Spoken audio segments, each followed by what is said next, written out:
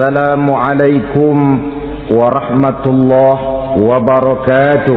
Waalaikumsalam warahmatullahi wabarakatuh. Alhamdulillah wassalatu wassalamu ala sayyidina Rasulillah sayyidina wa maulana Muhammad ibn Abdullah wa ala alihi wa sahbihi wa mawala. La hawla wa la quwwata illa billah, amma ba'du. Bapak-bapak, ibu-ibu, saudara-saudara kaum muslimin rahimakumullah. Di dalam kehidupan kita sebagai seorang muslim, minimal 5 kali dalam sehari semalam kita mendengar seruan untuk mendirikan solat yang disebut azan. Ada kalimat menarik di dalam kalimat azan itu, yakni seruan hayya 'alal falah, marilah menuju kepada keberuntungan, marilah meraih kemenangan. Seruan ini adalah kecenderungan dari setiap manusia, apapun warna kulitnya. Artinya, setiap orang dalam hidup selalu ingin meraih dan mencari kemenangan. Kemenangan akan melahirkan kepuasan batin, dan kepuasan batin memberikan kebahagiaan. Sedangkan kekalahan melahirkan penderitaan batin, dan penderitaan batin menjerumuskan seseorang di dalam berbagai bentuk kerugian.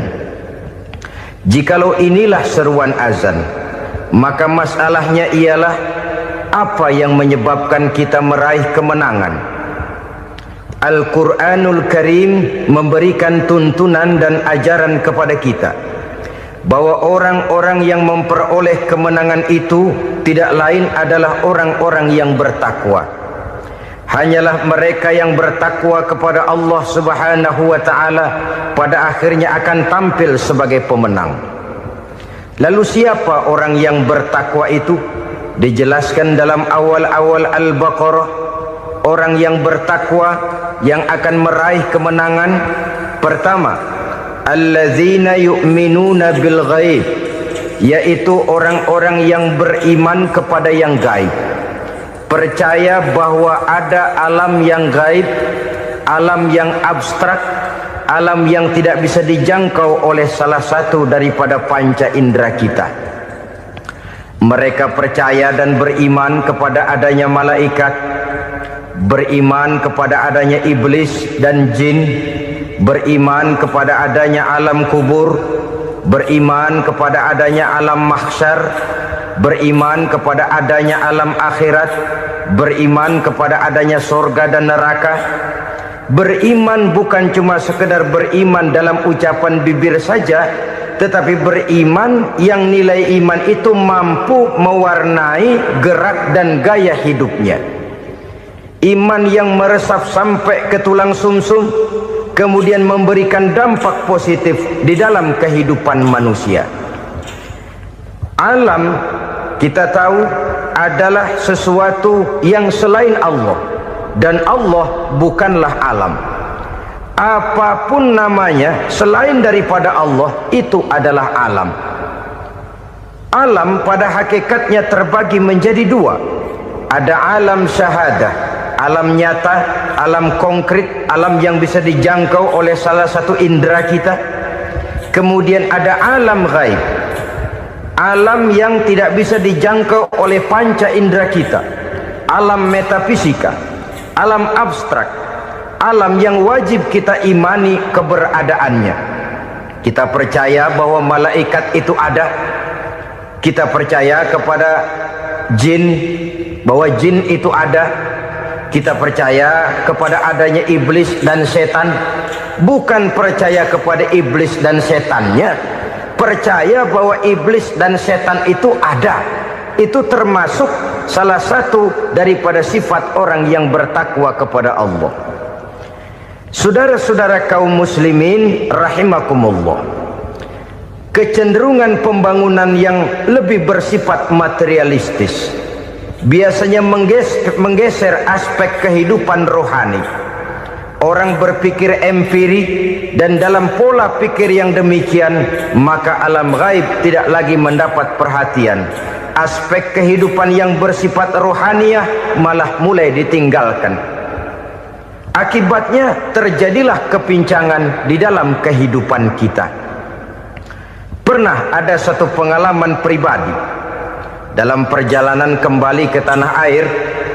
Dalam pesawat di sebelah kanan saya duduklah seorang Jerman namanya Heiner Simonsen.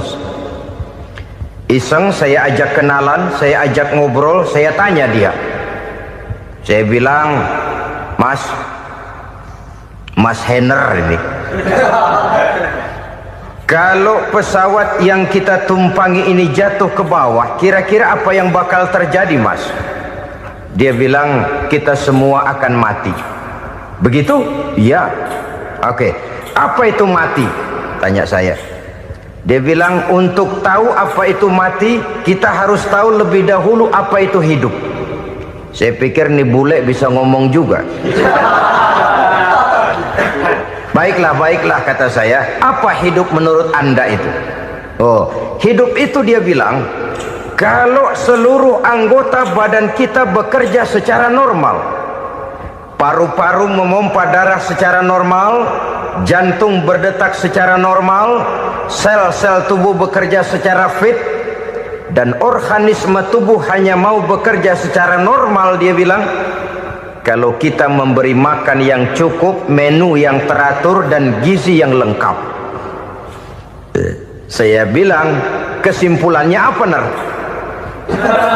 Dia jawab, hidup adalah dari tangan ke mulut. Life is from the hand to the mouth, kata dia. Hidup adalah dari tangan ke mulut. Jadi masalah hidup tidak lebih daripada masalah isi perut. Orang pergi pagi, pulang sore, peras keringat, banting tulang, perut yang dibelain. Saya bilang, you are wrong. Sampean salah, Ner. Kamu orang Islam bukan? Bukan. Pantas. Kenapa saya salah? Dia bilang, ya jelas salah. Salahnya di mana? Kamu ini manusia.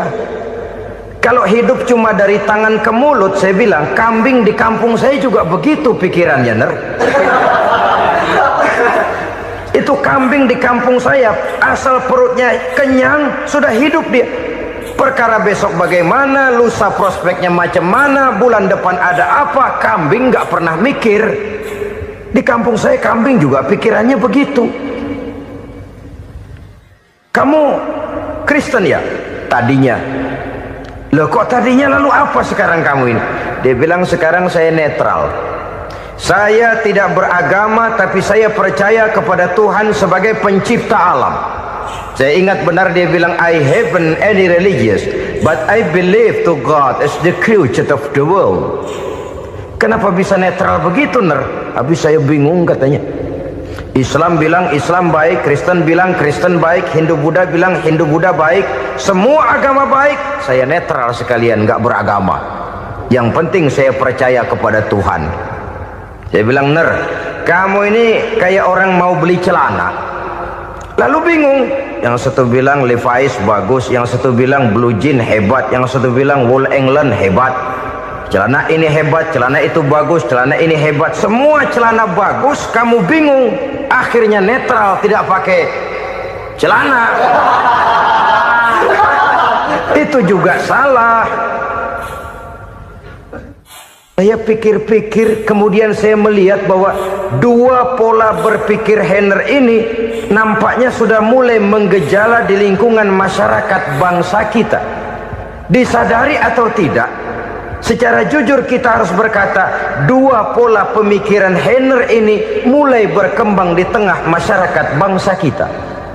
Pertama, pola pikir materialisme. Hidup adalah dari tangan ke mulut. Masalah hidup tidak lebih masalah isi perut. Itu yang perlu dibela, dan disitulah arti kehidupan. Pergi pagi, pulang sore, peras keringat, banting tulang untuk mempertahankan perut.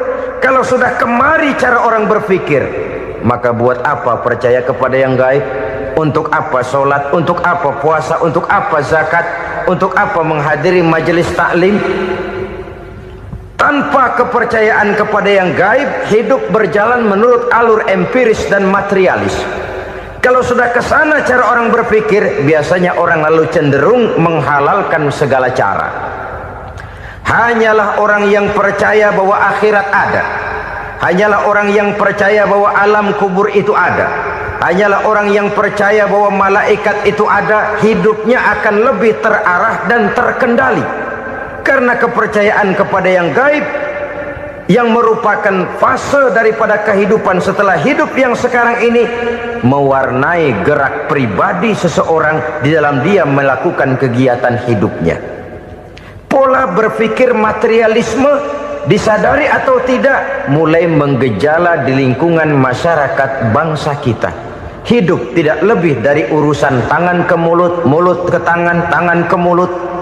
Asal perut sudah kenyang, hiduplah sudah. Perkara bagaimana prospek hari yang akan datang, bagaimana akhirat, tidak jadi persoalan. Ini yang oleh Nabi diperingatkan, ad-dunya sijnul mu'min wa jannatul kafir. Dunia adalah penjara bagi orang beriman dan surga bagi orang kafir.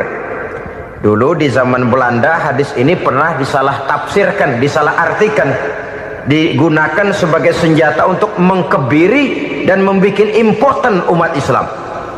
Sudahlah umat Islam gak usah macam-macam, kata Belanda. Dunia ini kan penjara buat orang Islam, surga buat orang kafir. Di penjara jangan bertingkah.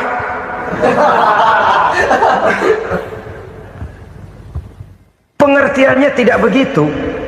Dunia adalah penjara bagi orang mukmin. Artinya dalam kehidupan dunia seorang mukmin tidak bebas memperturutkan hawa nafsunya. Di penjara hawa nafsunya itu.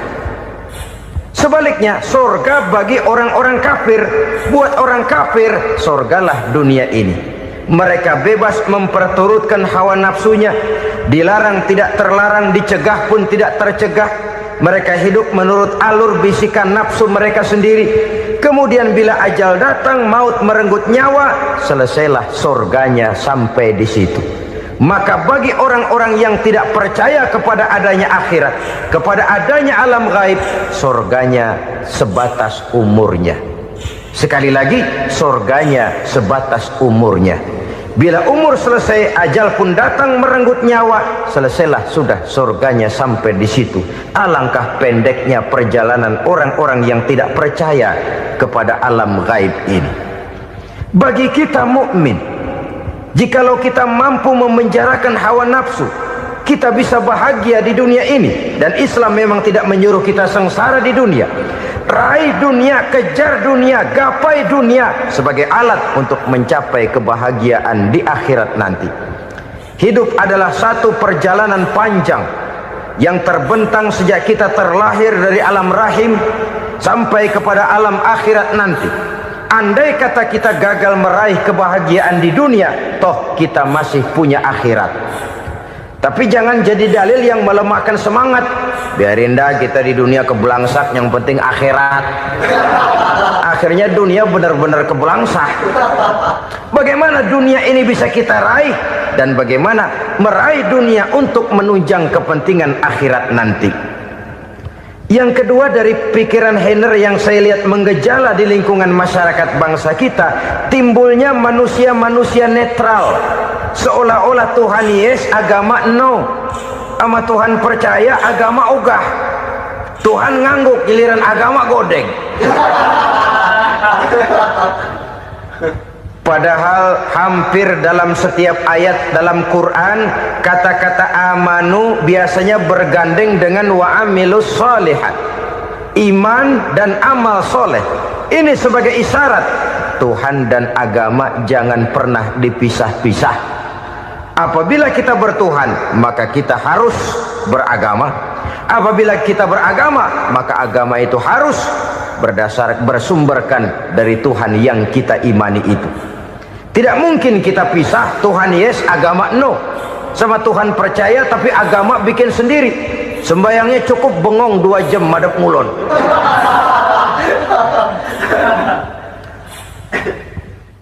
Saudara-saudara kaum muslimin rahimakumullah.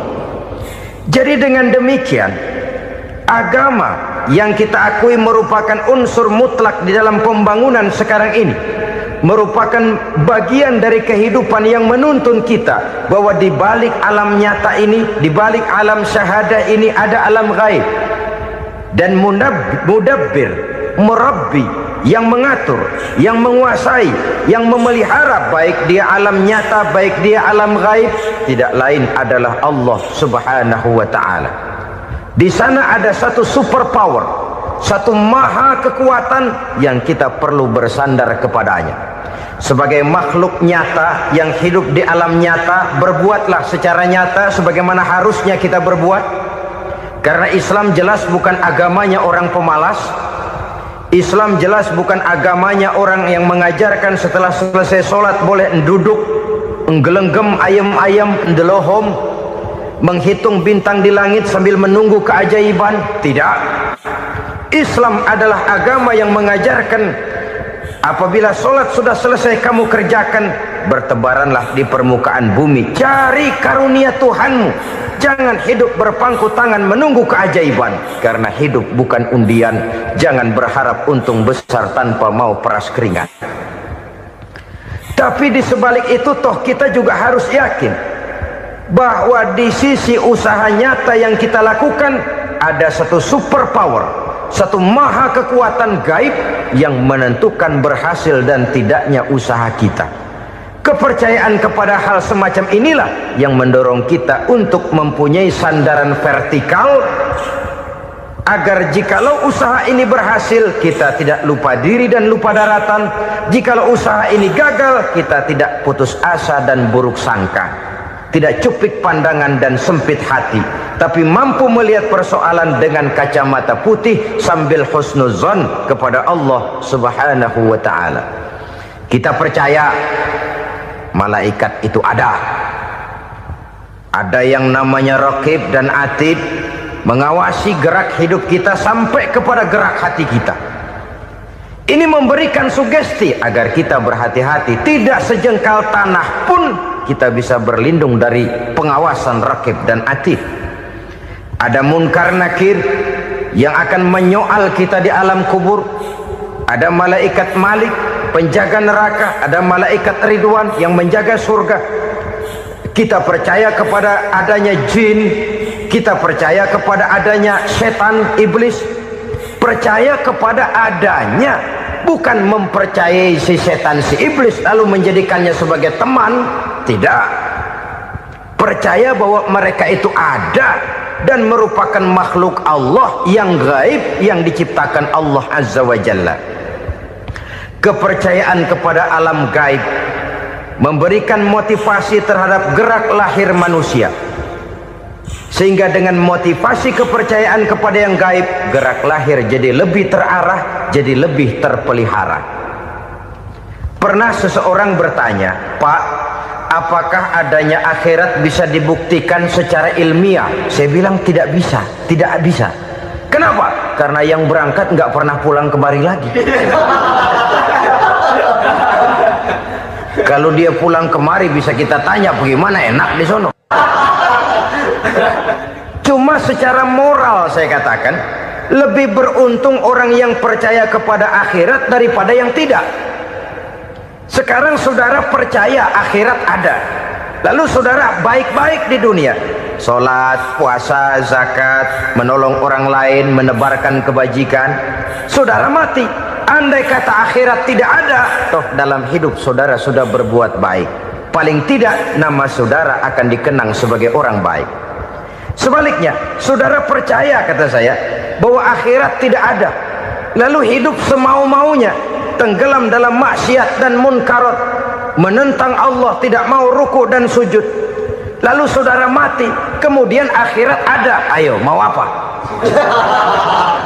Bekal tidak punya. Jadi secara moral lebih beruntung orang yang percaya kepada adanya akhirat daripada yang tidak percaya. Dan itu alam gaib yang tidak bisa dibuktikan secara eksat.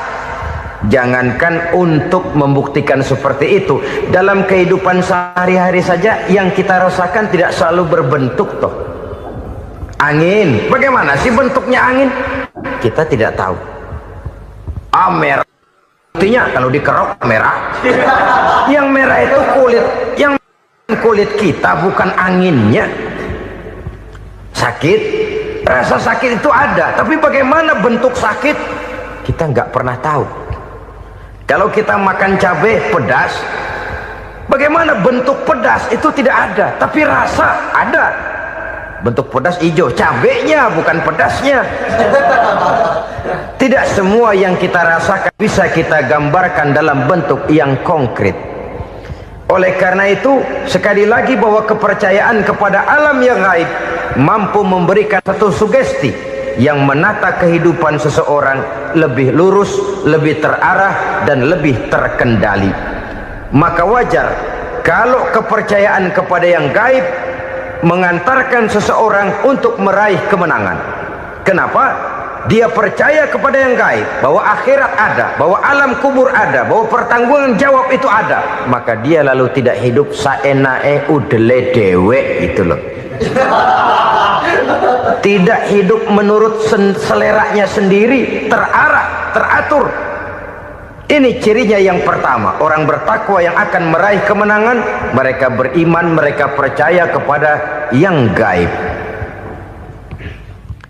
Bahkan hal-hal konkret saja selalu berangkat dari yang gaib. Saudara-saudara, para remaja, para pemuda sekarang ini tidak pernah tahu toh siapa yang akan jadi teman hidup saudara. Kita bisa saja ngerancang, mentargetkan, tapi toh akhirnya yang namanya jodoh bukan kekuasaan kita.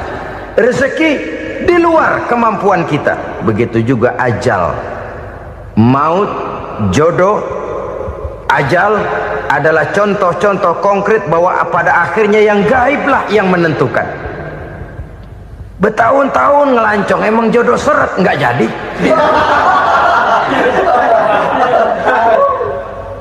Begitu kenal baru setengah malam nginep ditangkap hansip kan. Hal-hal semacam itu kadang-kadang kita berpikir suuzon, gile, perempuannya cakep banget, lakinya rebek amat. Memang begitulah jodohnya. Memang begitulah jodohnya. Saudara hadirin ma'asyiral muslimin yang saya hormati, jadi hal-hal yang konkret saja kita yakini sepenuhnya ditentukan oleh satu superpower yang gaib itu tadi. Dari sanalah segala ketentuan itu berangkat, dan kesanalah segalanya akan kembali. Maka kepercayaan kepada yang gaib meluruskan gerak hidup seseorang, dan itu akan mengantarkan dia kepada meraih kemenangan. Satu. Yang kedua, wa yuqimunas shalah. Orang bertakwa yang akan meraih kemenangan itu adalah orang-orang yang mendirikan sholat. Kenapa sholat mengantarkan orang untuk meraih kemenangan? Yang jelas, inna sholata tanha anil fahsya'i wal munkar. Sholat mampu mencegah manusia dari perbuatan keji dan munkar. Banyak filsafat hidup yang terkandung di dalam sholat ini. Sejak kita wudhu sampai kita menghadap ke arah kiblat, sampai kita melakukan gerak-gerak sholat, bacaan-bacaan yang ada di dalam sholat, lalu sampai kepada mengucapkan salam. Banyak filsafat hidup yang terkandung di dalam sholat. Umpamanya saja, setelah takbiratul ihram, mulai kita dengan sholat dalam posisi berdiri. Diajarkan dalam kitab-kitab fikih agar kita melihat ke arah tempat sujud. Ini kan filsafat kehidupan. Kalau kamu sholat dalam posisi berdiri, lihat tempat sujud. Jangan sholat mata jelalatan, sebab nanti bisa mengurangi kekhusyuan. Jadi wajar kalau yang dikatakan bahwa yang paling afdol adalah shaf yang di depan. Kenapa? Secara harfiah pengertiannya akan lebih mengundang kekhusyuan. Kenapa? Kalau kita di shaf paling depan di masjid umpamanya paling banter kita lihat tembok. Tapi kalau kita soft di tengah atau di belakang, orang-orang di depan kita pun akan kelihatan. Yang bajunya loreng, yang bajunya genggang, yang bajunya macam-macam. Kita lihat, kadang-kadang kita pikirin, ada yang bajunya bolong. Kita sholat tapi dalam hati, nih orang bajunya robek, yang nggak tahu apa. Ada saja hal-hal yang mengusik kekhusyuan kita. Oleh sebab itu diajarkan dalam posisi berdiri, lihat, arahkan pandangan matamu kepada tempat sujud. Ini kan filsafat kehidupan. Maksudnya apa? Kalau lagi diri, lihat dong tempat sujud. Kalau udah di atas, ingat dong sama yang bawah. Kalau sudah tinggi, ingat dong dari mana kamu berangkat. Kalau sudah berkuasa, bantu dong yang lemah. Kalau sudah kaya, santuni dong yang miskin. Kalau sudah alim, bimbing dong yang awam. Ini filsafat kehidupan. Dalam posisi berdiri, kau lihat tempat sujud. Ini akan melahirkan kepekaan sosial, di mana seseorang mau tahu kepada orang lainnya. Bagaimanapun kaya kita, tinggi pangkat dan jabatan kita, jikalau hidup hanya untuk kepentingan perut sendiri saja, rasanya belum membawa manfaat di dalam kehidupan kita.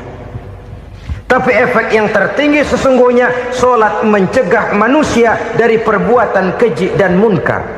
Perbuatan keji dan munkar, walaupun kelihatannya mendatangkan uang, membawa keuntungan, tapi itu keuntungan semu, keuntungan sementara. Dengan menipu orang lain kita bisa dapat untung, tapi tidak membawa berkah. Dan itu adalah kerugian besar dalam kehidupan kita.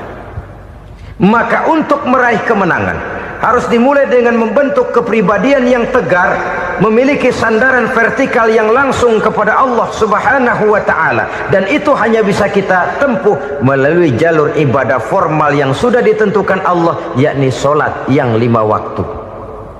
Untuk memperkuat itu, ada solat-solat sunnah, rawatib, nawafil, sebagai terminal-terminal kontrol cadangan untuk memelihara stabilitas temperatur batin di dalam kita berhubungan dengan zat yang maha gaib, yaitu Allah Subhanahu wa ta'ala. Orang sering bertanya, Pak, itu tetangga saya nggak sholat, duitnya nggak habis-habis, Pak. Nggak sholat tapi mobilnya tambah terus, nggak sholat tapi usahanya makin maju. Tapi di sisi lain ada orang yang rajin sholat, rezekinya butak bener. Anaknya mana kurus, mana korengan. Saudara hadirin ma'asyiral muslimin rahimakumullah, harus saya katakan bahwa solat memang bukan untuk cari duit. Solat adalah sandaran vertikal kita kepada Allah. Sedangkan soal rezeki itu berkaitan dengan sifat Allah maha pengasih dan maha penyayang. Allah maha pengasih, siapapun dikasih kalau mau usaha. Allah maha penyayang, tidak semua orang disayang oleh Allah Azza wa Jalla. Dan belum tentu banyak harta itu merupakan nikmat. Mungkin juga istidraj. Artinya istidraj itu dikasih tapi diambulin, kalau bahasa Betawinya itu. Dikasih tapi diambulin, itu bukan merupakan nikmat sesungguhnya, lebih merupakan azab dari Allah Subhanahu wa ta'ala.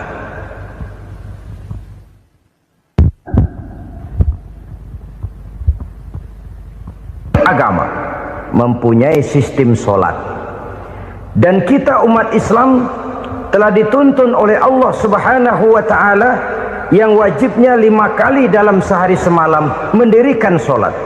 Dan itu tentu berada dalam jangkauan kemampuan manusia. Pada awalnya barangkali kita memang merasa solat itu satu kewajiban, tapi semakin kita hayati makna, manfaat dan filsafat yang terkandung di dalam ajaran solat, semakin sampai kita kepada keyakinan bahwa solat adalah keperluan kita. Sehingga pada waktu tertentu dinilai puncaknya, kita tidak lagi akan berkata saya wajib sholat, tapi kita akan berkata saya perlu sholat. Kalau kita sudah merasakan itu adalah keperluan kita, nah di sanalah kita baru akan merasakan ruginya kalau hal itu tidak kita laksanakan. Sepanjang kita masih berkata saya wajib sholat, kita akan lebih merasakan dia sebagai beban ketimbang sebagai keperluan. Yang jelas Allah tidak memerlukan ibadah yang kita laksanakan ini. Dengan kata lain, andai kata satu dunia penuh ini orang tidak ada yang sholat satu pun, Allah tidak akan turun dari jabatan Tuhan. Jangan lalu berpikir kalau kita ngambek se-RW kagak sembahyang Tuhan tekor kali ini ya. Tentu tidak. Itu perlunya kita, bukan perlunya Allah. Dan pada induknya kita akan berkata saya perlu agama. Kalau secara induk kita sudah memerlukan agama, maka konsep-konsep yang ada di dalam ajaran agama itu pun adalah juga merupakan keperluan kita. Baik dia bernama sholat, baik dia bernama puasa, baik dia bernama zakat, baik dia bernama haji, seluruhnya adalah keperluan kita. Dan sesuatu yang kita perlukan apabila tidak kita laksanakan akan melahirkan kerugian di dalam kehidupan. Jangan heran kalau kita membaca riwayat perjalanan hidup para salafus soleh, orang-orang soleh. Ada yang tahajud sampai 100 rakaat, ada yang sholat malam kakinya sampai bengkak. Kita sekalinya bengkak biri-biri. Ada yang sholat membaca surah dalam Al-Quran sampai khotam Quran. Kok mau? Mereka sudah merasakan itu keperluan. Itu saja soalnya. Satu saat pun jikalau kita merasa bahwa itu keperluan saya, kita pun akan melaksanakan seperti itu. Keperluan saya dalam kehidupan. Inilah yang kedua. Yang ketiga, orang bertakwa yang akan meraih kemenangan itu, wa mimma razaqnahum yunfikun. Mereka membelanjakan sebagian daripada rezeki yang diberikan Allah kepada mereka. Mereka infakkan di jalan Allah. Ada satu dialog menarik. Satu hari seorang anak muda bertemu dengan seorang kakek-kakek yang sudah dikenalnya baik.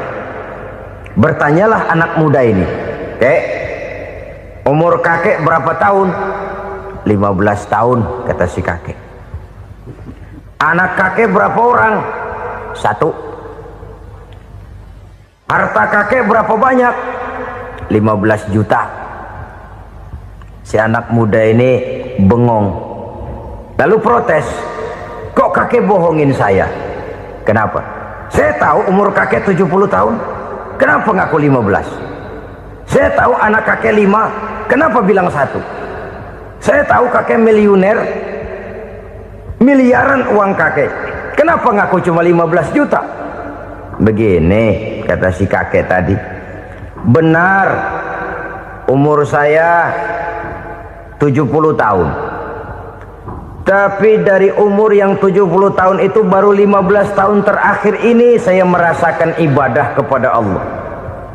Meninggalkan maksiat, jauh dari segala macam munkarat. Maka yang 15 tahun inilah yang benar-benar saya rasakan sebagai umur saya. Benar anak saya 5, tapi yang 4 susah diatur. Cuman 1 rasanya nih yang bakal jadi si buah hati belahan jantung berlanjut cerita penerus sejarah. Cuma 1 ini yang saya harapkan, yang akan jadi anak soleh, yang akan membuat saya menerima pensiunan pahala. Kalau yang 4 apek dah, nggak ada harapan. Yang 1 nyekek botol melulu. Oh begitu, iya. Lalu kenapa kakek bilang harta kakek cuma 15 juta padahal saya tahu kakek uangnya miliaran, depositonya banyak? Ya karena 15 juta itulah yang saya ingat yang pernah saya belanjakan di jalan Allah. Saya merasa itulah harta saya yang sebenarnya. Yang miliaran yang saya simpan di bank kelak kalau satu saat saya mati akan jadi rebutan di antara anak-anak saya. Iya kalau anak saya soleh kayak yang 1 ini. Kalau yang 4 tadi udah tulen dia bakal berantem dah berebut tuh. Jadi 15 juta yang saya belanjakan di jalan Allah inilah yang saya merasakan benar-benar harta saya yang sesungguhnya. Dialog ini patut menjadi bahan renungan kita bersama.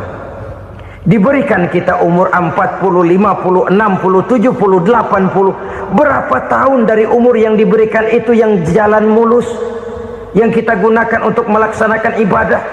Banyak harta kita simpan di bank, di lemari, di dompet, di tas. Tapi berapa yang sudah kita depositokan di jalan Allah yang akan menemani kita di hari kita kembali nanti? Maka orang bertakwa yang akan meraih kemenangan, wa mimma razaqnahum yunfikun, mereka membelanjakan sebagian dari rezeki yang diberikan Allah di jalan Allah subhanahu wa ta'ala. Ma'asyiral muslimin rahimakumullah, zahirnya memang kita memberikan kepada orang lain, tapi hakikatnya kita menyimpan untuk diri kita sendiri. Kita memberikan kepada yatim piatu 25.000. Zahirnya kita memberikan si yatim, hakikatnya kan kita cuma nyimpan. Saya berikan, titip kepadamu, ini untuk saya di akhirat. Kau boleh belikan baju, kau boleh belikan untukmu makan, kau boleh bayarkan sekolahmu. Ini untuk saya. Hakikatnya kita nyumbang masjid 1 juta, zahirnya kita berikan kepada panitia masjid, tapi hakikatnya kan cuma titip 1 juta ya, untuk saya di alam kubur nanti. Silahkan kau boleh belikan semen, ini uang, belikan besi, belikan pasir. Saya cuma sekedar titip untuk kepentingan saya. Hakikatnya kita cuma sekedar menitip. Sebagaimanapun pada hakikatnya, apapun yang kita miliki dalam kehidupan kan cuma sekedar hak guna pakai, bukan hak milik mutlak. Harta kita, rumah kita, kendaraan kita, kebun kita, pabrik kita, hak guna pakai saja. Hak milik mutlak cuma untuk Allah subhanahu wa ta'ala. Saudara-saudara kaum muslimin rahimakumullah, ini yang ketiga. Kemudian yang keempat, orang-orang bertakwa yang akan meraih kemenangan,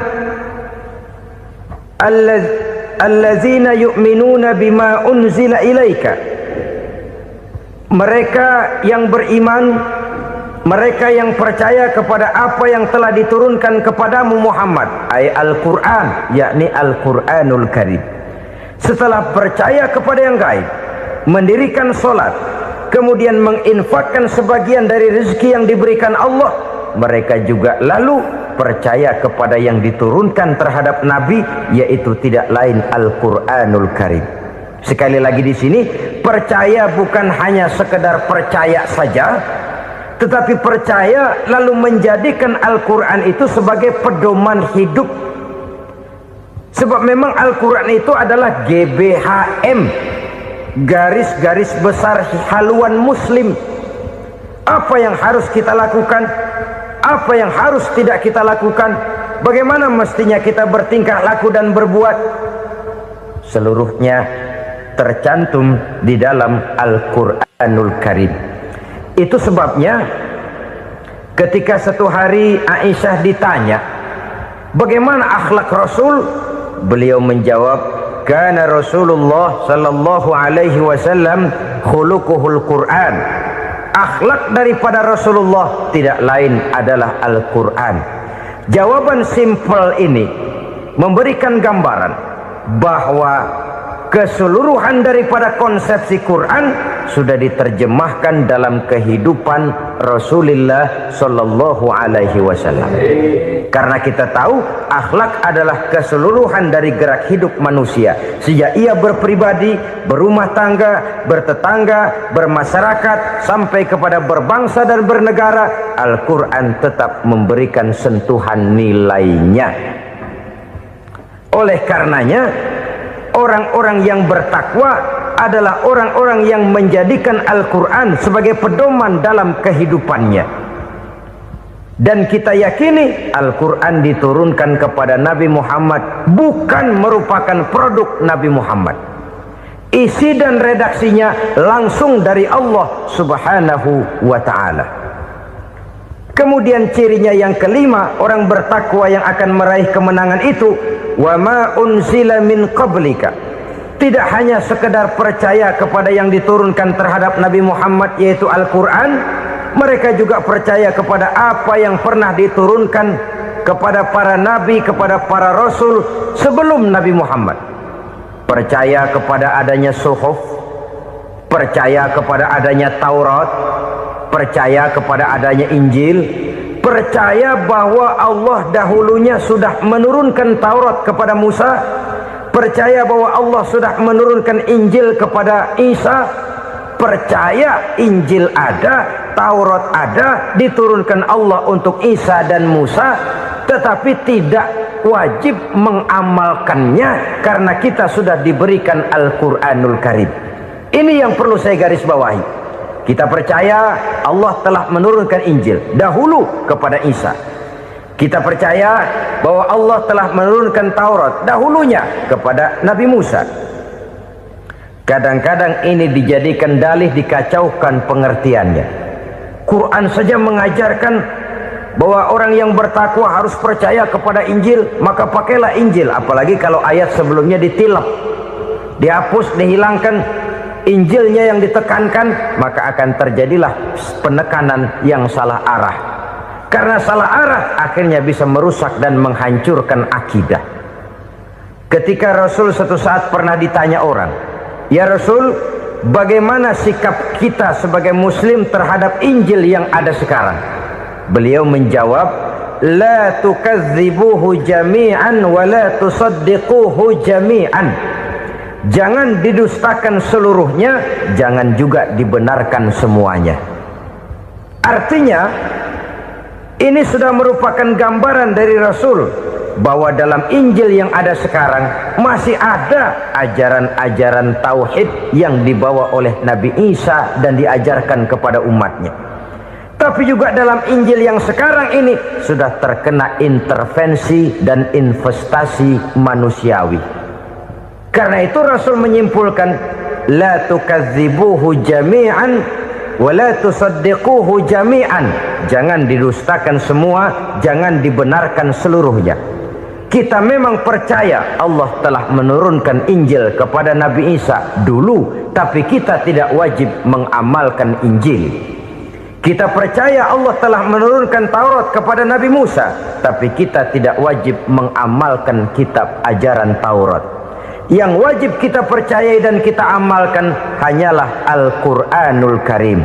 Kenapa? Oleh karena baik yang ada di dalam Taurat, baik yang ada di dalam Injil, tentu tercakup di dalam Al-Quran sebagai kitab terakhir yang diturunkan oleh Allah Subhanahu wa Ta'ala. Dan itu wajar. Kalau seorang pejabat mau mengeluarkan satu keputusan baru, tentu dia harus meninjau keputusan-keputusan lama.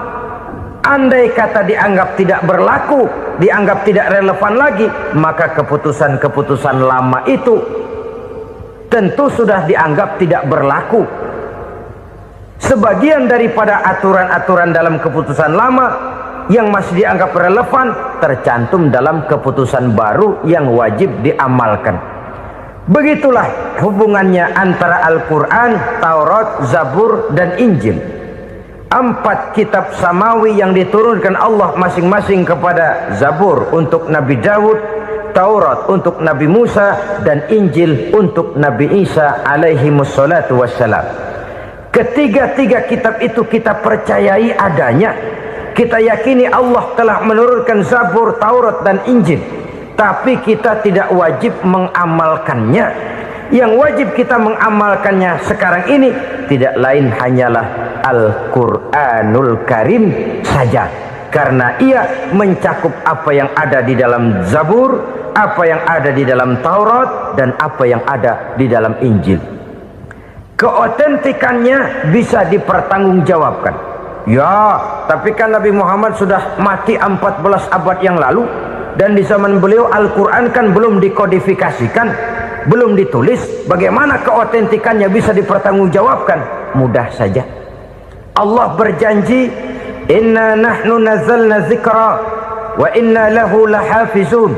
Kami yang menurunkan Al-Quran dan kami yang akan menjaga dan memeliharanya. Allah turunkan Quran, Allah menjaganya. Bagaimana cara Allah menjaga Al-Quran itu? Banyaknya orang-orang yang hafaz Al-Quran. Hafaz Al-Quran. 30 juz, 114 surah, 6.666 ayat. Sehingga jangankan satu kata, jangankan satu ayat, satu kalimat saja berubah sudah akan timbul reaksi dan mudah dimengerti. Kenapa? Banyak orang-orang yang hafaz Al-Quran. Sedangkan pada setiap akhir tahun biasanya malaikat Jibril selalu mengadakan checking terhadap ayat-ayat yang diturunkan pada waktu itu. Di zaman Nabi sendiri sudah ada usaha kodifikasi.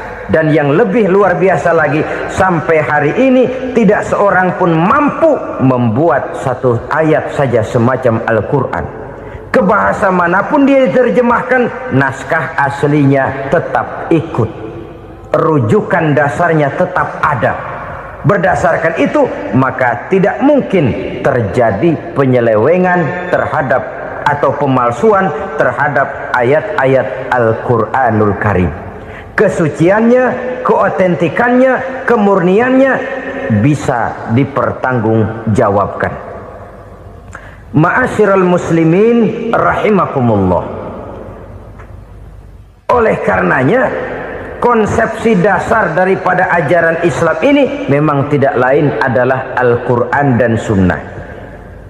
Isi daripada agama Islam yang merupakan iman, Islam dan ihsan, konsepsi dasarnya tidak lain adalah Al-Quran dan Sunnah Rasulullah Sallallahu Alaihi Wasallam. Maka yang kita perlukan sekarang ini adalah terjemahan Al-Quran di dalam kehidupan kita. Dengan demikian, maka gaya kehidupan yang lebih Qurani itulah yang kita dambakan. Kita perlu memang terjemahan Quran dalam bahasa Inggris, dalam bahasa Belanda, dalam bahasa Jepang, tapi yang lebih kita perlukan adalah terjemahan Quran di dalam kehidupan kita. Konsekuen, tidak memanipulasi, ringan sama kita jinjing, berat sama kita pikul. Jangan kalau lempengan ayat Quran tuh kira-kira enak diamalin, keras teriakan kita. Giliran kira-kira ayat Quran itu mukul kepala kita sendiri, diam kita. Itu ciri yang pernah disindir Allah dalam awal-awal Baqarah juga. Ciri beragamanya orang yang munafik. Kullama adha'a lahum masyawfih, kata Allah. Wa iza azlama alaihim qamu. Apabila terang mereka jalan, apabila gelap mereka berhenti. Artinya, kalau kira-kira di Islam nguntungin, rame-rame pada teriak Islam. Tapi ketika diminta untuk berjuang, ketika dituntut untuk berkorban, rame-rame mengundurkan diri. Nasib agama tidak ubahnya seperti daun pisang yang dikait orang di tepi jalan lantaran tak berpayung di ketika hari hujan. Manakala hujan usailah sudah, daun itu pun dicampakkan di tepi jalan, diinjak pula orang nan lalu. Artinya, orang menjadikan agama cuma sebagai lipstick, decoration only, tidak konsekuen. Hanya pada saat-saat kelihatannya Islam membawa keuntungan, rame-rame orang teriak-teriak tentang Islam. Tapi jikalau diminta berjuang, jikalau dituntut untuk berkorban, biasanya rame-rame juga mengundurkan diri. Jangan heran kalau mayoritas hitungan kita, tapi minoritas peranan kita. Kuantitas kita dalam jumlah, tapi dalam kualitas kita lebih sering jadi penonton daripada jadi pemain. Padahal itu sangat tidak boleh terjadi. Umat Islam di Indonesia harus bangkit. Umat Islam di Indonesia harus sadar akan keberadaannya. Tidak boleh hanya jadi penonton berpangku tangan. Karena memang agama kita juga mengajarkan untuk konsekuen di dalam menjabarkan ajaran-ajaran daripada agama kita. Kita sering jatuh menjadi umat yang lemah oleh karena kita ini tidak pandai menggalang kebersamaan yang diakibatkan tidak konsekuennya kita. Diistilahkan bahwa umat Islam di dalam menggalang kebersamaannya itu harus seperti orang main sepak bola. Saudara-saudara kan tahu orang main sepak bola itu. Orang main sepak bola, kalau pertandingan belum dimulai sih silakan saja kumpul di luar lapangan, atur strategi yang baik. Tapi kalau pertandingan sudah dimulai, turun ke lapangan hijau, jangan kumpul terus. Ada sepak bola gotong royong. mundur rame-rame, depan ke depan kumpul melulu mainnya. Kalah.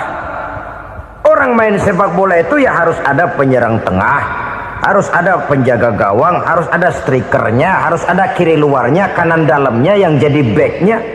Posisi boleh bermacam-macam, tapi yang penting saling ngoper untuk menggolkan gawang lawan. Begitulah umat Islam ini. Boleh ada yang jadi pejabat, boleh ada yang jadi pengusaha, boleh ada yang jadi petani, silakan ada yang jadi seniman, ada yang jadi penyair, ada yang jadi artis sekalipun. Tapi kalau sudah berhasil menguasai bola, jangan lupa operannya. Operan itu yang langka. Kita ini muslim kadang-kadang kalau sudah memegang menguasai bola, kalau belum mau mampus, belum mau ngoper. Nanti kalau sudah nggak punya bola, baru mau ngoper.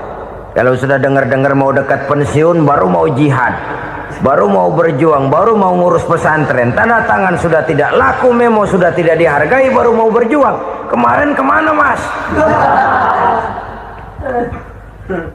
Kita tidak pandai memanfaatkan posisi. Dengan kata lain, kalau kembali kepada persoalan kita, konsekuensi kita terhadap agama yang kita anut ini belum ideal. Kita masih lebih sering berislam ini pada saat-saat yang menurut perhitungan kita membawa keuntungan. Tapi kalau diminta berjuang, dituntut berkorban, yang itu pun hakikatnya adalah untuk kepentingan kita juga. Allah tidak pernah menuntut kita untuk jihad bagi kepentingan Allah, itu tidak. Berjuang menegakkan agama Allah, apakah untuk kepentingan Allah? Tidak. Untuk kepentingan kita. Sebab nilai-nilai jihad itu pada akhirnya akan membawa kita kepada suatu kebahagiaan. Setidaknya kalau tidak di dunia, tentu di akhirat sebagai syahid. Oleh karena itu, pada bagian akhir ini saya ingin mengajak, marilah kita konsekuen. Sekali kita berkitabkan Al-Quranul Karim, mari dia kita jadikan pedoman. Jangan cuma kita jadikan sebagai penghias dinding, pelengkap rumah, bahwa di rumah kita ada Al-Quran, tapi yang baca kecoa. Habis pada bolong tuh Quran. Yang penting kan punya Quran. Ditaruh di pintu rumah. Biar apa? Biar kuntilanak kagak masuk katanya. Ya apa itu nasib Quran, cuma kerjanya jaga pintu, ngusir kuntilanak, ngusir memedi. Bagaimana kita hidup menurut tuntunan Al-Quran? Kadang-kadang tidak pernah menjadi masalah bagi kita. Maka bagaimanakah Al-Quran akan mungkin membawa keberkahan dalam hidup kalau ajarannya kita injak-injak dalam keseharian kita? Mewujudkan gaya hidup yang lebih Qurani, itulah yang akan kita rintis di dalam kehidupan kita. Bertahap, step by step, menurut kemampuan yang ada pada kita. Jika jalan ini tidak bisa kita selesaikan, percayalah akan ada generasi penerus yang akan melanjutkan usaha dan cita-cita mulia itu. Jadi percaya kepada Taurat, percaya kepada Injil, sekadar percaya Allah dahulunya sudah menurunkan itu, tapi kita tidak wajib mengamalkannya. Kenapa? Generasi Injil masa berlakunya sudah kedaluarsa. Taurat masa berlakunya sudah kedaluarsa. Injil pernah berlaku untuk orang Nasrani di zaman Nabi Isa. Taurat pernah berlaku untuk orang Yahudi di zaman Nabi Musa. Setelah generasinya berlalu, datang Rasul penutup yang membawa Al-Quranul Karim. Maka Al-Quran itulah yang berlaku menjadi pedoman sampai hari akhir nanti. Jangan jauh dari Al-Quran, karena apabila ini kita lakukan, maka kita akan kembali kepada satu gaya hidup yang jauh dari tuntunan agama, dan itu artinya kita akan semakin jauh untuk meraih kemenangan. Saudara-saudara kaum muslimin rahimakumullah. Yang keenam, yang terakhir, orang-orang bertakwa yang akan meraih kemenangan itu wabil akhirati hum yuqinun. Mereka percaya, mereka yakin seyakin-yakinnya akan adanya hari akhir, di mana seseorang akan mempertanggungjawabkan seluruh perbuatannya di dalam hidup ini. Dan tidak ada satu perbuatan yang bagaimana kecilnya sekalipun yang tersembunyi dalam pandangan manusia yang tidak akan dibukakan persoalannya di mahkamah Qadi Rabbul Jalil di akhirat nanti. Itulah sebabnya maka percaya kepada akhirat disebut secara khusus. Padahal di awal tadi sudah dijelaskan yu'minuna bil ghaib, percaya kepada alam gaib, dan alam gaib ini termasuk akhirat. Kenapa pada bagian akhir disebut lagi akhirat? Karena ternyata bahwa kepercayaan kepada adanya akhirat merupakan induk dari kepercayaan terhadap adanya malaikat, setan, jin dan lain sebagainya, dan akan lebih memberikan sugesti dalam kehidupan manusia untuk meluruskan gerak hidupnya. Jikalau satu saat tergerak hati akan berbuat kejahatan, ingin mencuri, sadarlah, awas ada akhirat. Sebab kalau kita cuma teriak awas ada polisi, itu cuma tertunda sementara, begitu polisi meleng embat. Kalau kita ingin berbuat jahat cuma berteriak awas ada hansip, cuma sementara ketika hansip itu ada. Tapi kalau ceritanya awas ada akhirat, mau menyeleweng awas ada akhirat, mau berjudi awas ada akhirat, mau mencuri awas ada akhirat. Keyakinan yang akan meluruskan gerak hidup manusia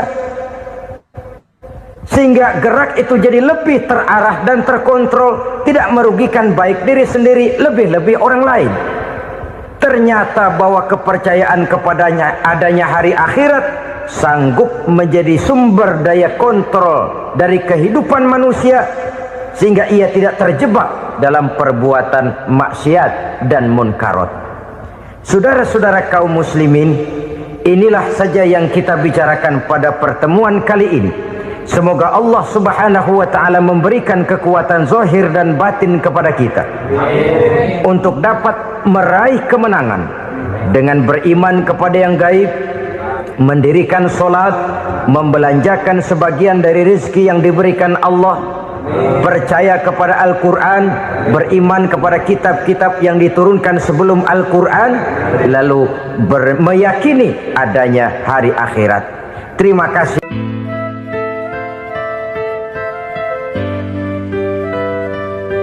Bapak, ibu-ibu, saudara-saudara kaum muslimin rahimakumullah. Kita menyaksikan peristiwa-peristiwa yang memilukan dan memalukan. PHK terjadi di mana-mana. Pengangguran meningkat, harga-harga membumbung tinggi, daya beli rakyat semakin lemah. Sementara di bidang politik, kejadian-kejadian memberikan indikasi bahwa persatuan dan kesatuan kita sebagai bangsa dewasa ini tengah berada dalam ujian yang berat. Pada jumpa kita kali ini, tanpa bermaksud untuk mencari kambing hitam dari bencana yang kita hadapi, saya ingin menyampaikan sebuah hadis yang diriwayatkan oleh Imam At-Tabarani dari Ibnu Abbas bahwa Rasulullah sallallahu alaihi wasallam bersabda, khamsun bi khamsin, ada 5 perkara yang dapat menimbulkan 5 macam bencana. Mari kita renungi hadis ini satu demi satu sebagai bahan introspeksi buat kita semua dalam menghadapi bencana yang tengah berlaku sekarang ini. Yang pertama, manaqasa qaumul ahda illa sullita alaihim aduwwuhum. Apabila suatu kaum sudah mengingkari janjinya, maka mereka pun akan dikuasai oleh musuh-musuh mereka. Sederhana saja nampak kalimat dalam hadis ini. Apabila orang sudah mengingkari janji, mereka akan dikuasai oleh musuh-musuh mereka sendiri. Dan musuh kita yang paling utama saat ini adalah kemiskinan dan kebodohan. Kenapa itu terjadi? Karena kita mengingkari janji kita sendiri.